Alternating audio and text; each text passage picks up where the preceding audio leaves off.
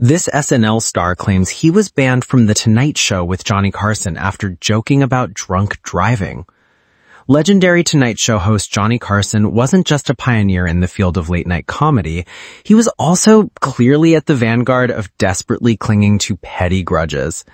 Carson famously banned a number of guests from his show, including Joan Rivers, Rich Little, and singer Lola Falana, who reportedly ended up on Carson's shit list simply because she was friends with his mortal enemy, Wayne Newton. Weirdly enough, it turns out that Carson also had it out for Saturday Night Live's Kevin Nealon, but not because the host had confused Nealon with Dana Carvey.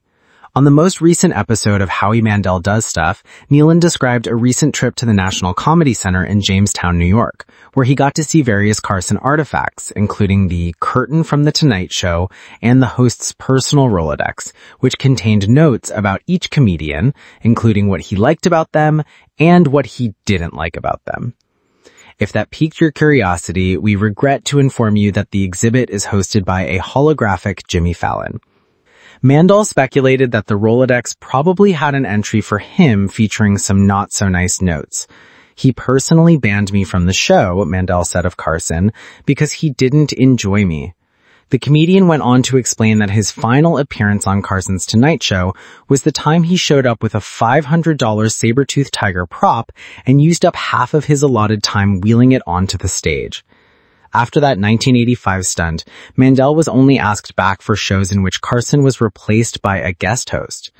A similar thing happened to Nealon, who never appeared on a Carson episode after making a joke that rubbed Carson the wrong way. At the beginning of my act, it was around the holidays, and I said, "I'm getting ready for the holidays. I've been doing a lot of drinking and driving." And I didn't know he had an incident with drinking and driving. I think he hurt somebody badly. Maybe killed them? To be clear, Carson didn't actually kill or injure anybody, but he did get arrested for a DUI in 1982.